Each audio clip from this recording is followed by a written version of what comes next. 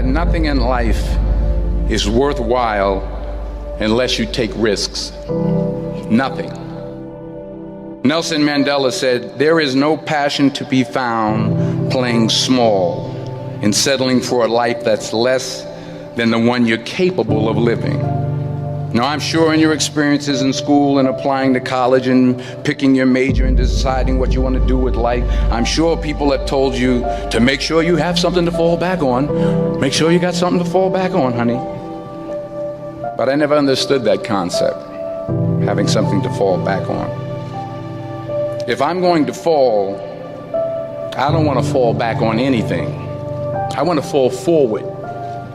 I figure at least this way I'll see what I'm going to hit. Without consistency, you'll never finish.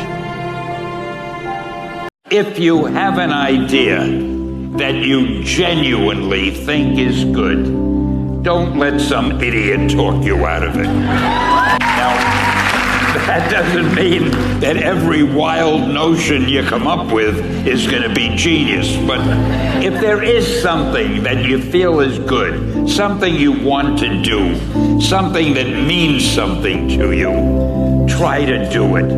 Because I think you can only do your best work if you're doing what you want to do, and if you're doing it the way you think it should be done, and if you can take pride in it after you've done it, no matter what it is, you can look at it and say, I did that, and I think it's pretty damn good.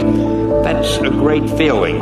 So don't let idiots talk you out of something that you think is good. Is going to be a player in your life, but you get to decide how much. You can spend your whole life imagining ghosts, worrying about the pathway to the future, but all there will ever be is what's happening here, and the decisions we make in this moment, which are based in either love or fear.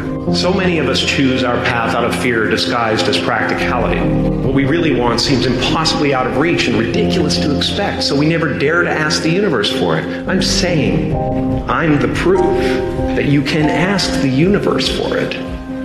My father could have been a great comedian, but he didn't believe that that was possible for him. And so he made a conservative choice. Instead, he got a safe job as an accountant.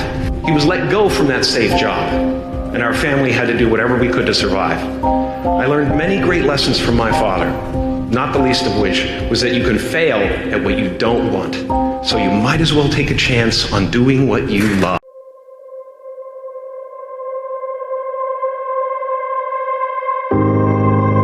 A person who thinks all the time has nothing to think about except thoughts.